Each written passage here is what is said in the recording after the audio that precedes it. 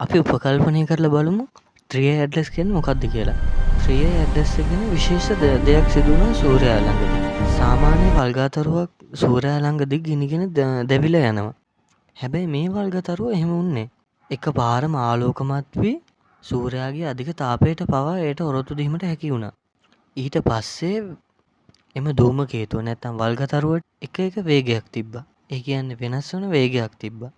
ඒ වගේ හේතු නිසා අපිට කියන්න පුළුවන් මේක වල්ගතරුවක්මයි කියලා.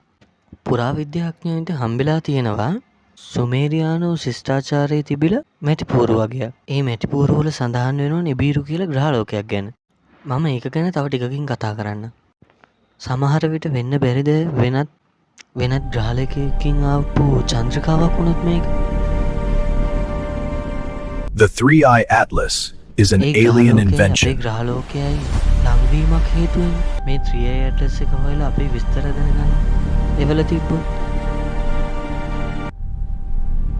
පාෂාණයක් වගේ පේන්න හදපු චන්ද්‍රිකාවක් වුණොත් ඒක සමහර විට ඒක සූර්යයා ළඟදී ඉතා විශාල ආලෝකයක් විහිදෙව්වේ සූර්යාගේ ආලෝක ශක්තිය භාවිතා කරලා ඒ චන්ද්‍රිකාවට ඉතිරි ගමනාන්තයට කෑමට බල ශක්තිය සූර්යාගෙන් අරගත්ත වෙන්න පුළුවන් නේද?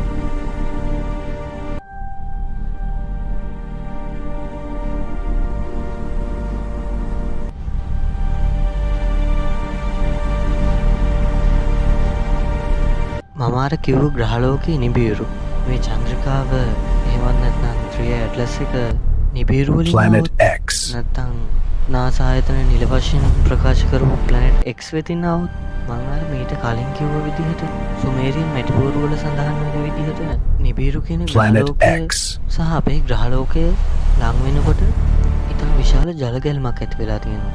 ඒ වගේම මේ අවුරුද්දේ රටවල් ගොඩකට සුනාමි ඇති වෙලා තියෙනවා. ඒක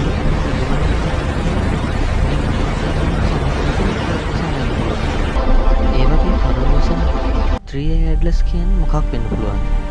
වල්ගතරුවක්ද? වෙනත් ලෝකයකින් ආපු චන්ද්‍රිකාවක්ද? ඔබේ පිළිතුර කමෙන්ට් කරන්න. මේ වීඩියෝ එක හොඳයි නම් ලයික් කරන්න.